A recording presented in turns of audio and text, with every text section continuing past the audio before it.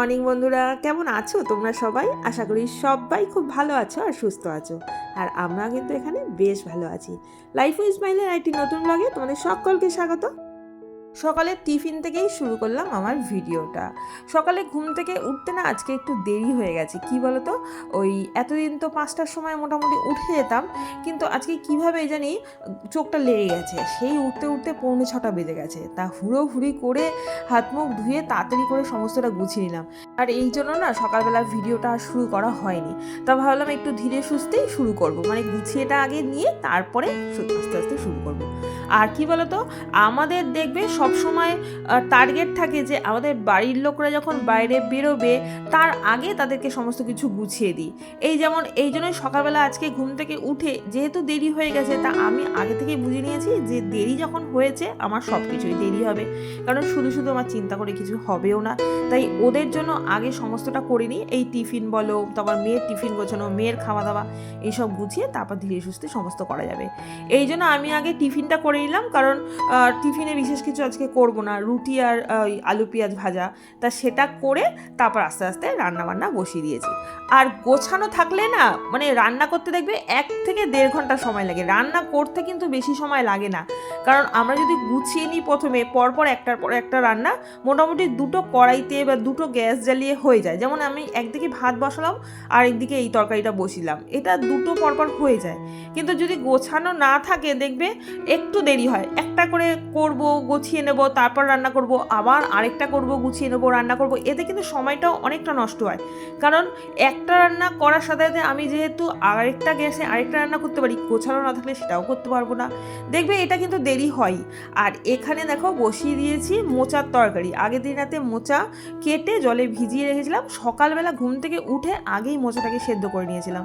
কারণ মোচা হতে কিন্তু একটু সময় লাগে দেখবে, আর মোচা একটু অল্প আজে ভালো করে ভেজে ভুজে, মানে ভেজে ভুজে বলতে তরকারি কষিয়ে কিন্তু রান্না করতে হয়, তাহলে কিন্তু মোচার টেস্টটা বাড়ে। আর আমি মোচাটা বসিয়ে কিন্তু প্রচুর কাজ করে নিই। এই যে দেখছো আমি এখন আটা ময়দাগুলো ঢেলে রাখছি। আটা ময়দাগুলো কী বলতো ছিল না, মানে ছিল না বলতে অল্প ছিল, যা ছিল সেটা দিয়ে আমাদের টিফিনটা হবে না। তা হাজব্যান্ডকে বললাম যে সকালবেলা একটু ওই পাড়ার দোকান থেকে নিয়ে আসতে, তা ও নিয়ে এসছে, আমি সেগুলো ঢেলে নিলাম একবারে। আর এদিকে কিন্তু মোচা একদিকে হচ্ছে, এই যে দেখো মোচাটা দিয়ে দিয়েছি। আর আমি না মোচা কাটি যখন কীরকমভাবে কাটি জানো তো, মানে ছাড়িয়ে নিই।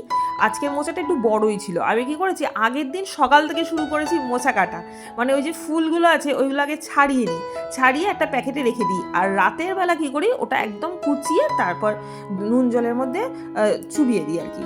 তা এইভাবে আমার মোচা কাটা হয়। আর বড় মোচা থাকলে এরকমই করতে হয়, ছোট মোচা তাও একসাথে বসে কেটে নেওয়া যায়, না হলে মোচা কাটতে কিন্তু খুব কষ্ট হয়।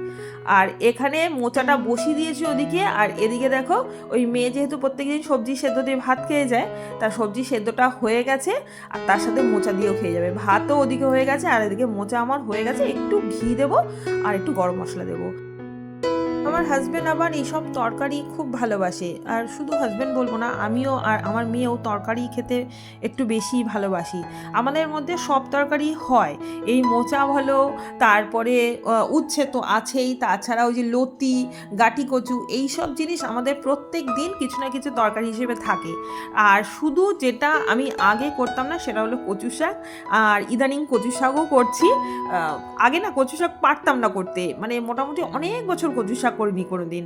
তা হঠাৎ একদিন বললাম যে কচু শাক নিয়ে এসো তো দেখবো একদিন। তা যাই হোক করেছি, ভালোই লাগে, এখন থেকে কচু শাক আমি করি।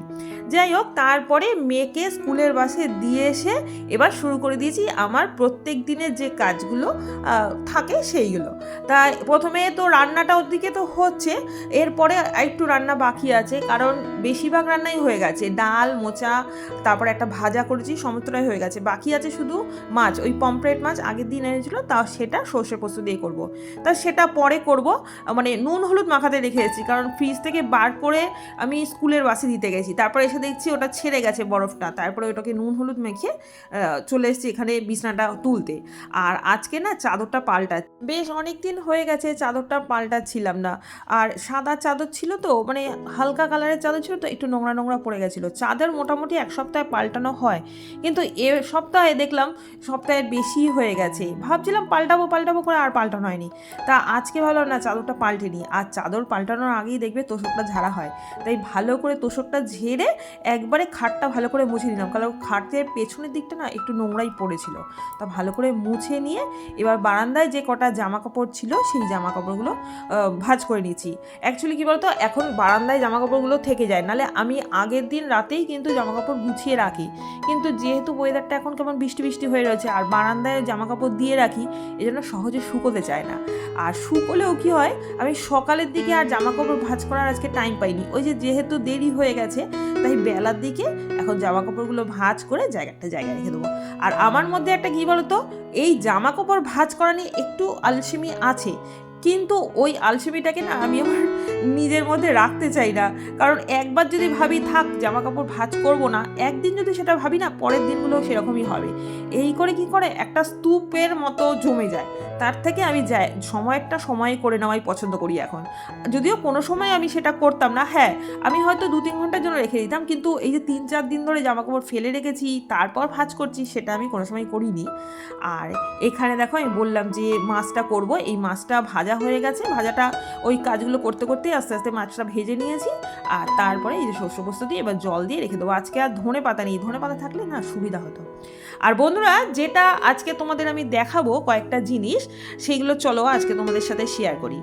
কয়েকটা জিনিস রান্নাঘরের কিনে আমি খুব অসুবিধায় পড়েছি, তা সেইগুলো আজকে দেখাবো। এই যে দেখো, এই যে মশলাদানিটা দেখাচ্ছি, এটা অনেক বছর আগে কেনা আমার মশলাদানি। এখানে না আমি ওই ফোড়নের জিনিসপত্রগুলো সমস্তটা রেখে দিই, তা এটাতে আমার খুব অসুবিধা হয়। কি অসুবিধা হয় বলো তো, এই যে যখন শেষ হয়ে যায় বা ধোয়ার সময় না এইগুলো বার করে যে মানে প্রত্যেক দিন তো সব জিনিস তো সমানভাবে লাগে না, কিছু থেকে যায়। তারপর যখন ধুতে যাব তখন ওই জিনিসগুলো না বার করে যে আরেকটা বাটিতে রাখবো, সেটা খুব অসুবিধা হয়ে যায়। তাই তোমাদের আজকে আমি দেখাচ্ছি যে এই রকম ধরনের কোনো মশলাদানি কিন্তু তোমরা কিনবে না। আলাদা আলাদা যে বাটির মতো থাকে, স্টিলের বা প্লাস্টিকের দেখবে বাটির মতো থাকে, সেইগুলো কিনবে, সেইগুলো কিন্তু খুব সুবিধা। আমার এইগুলো অসুবিধা হয় বলেই তোমাদেরকে বলছি।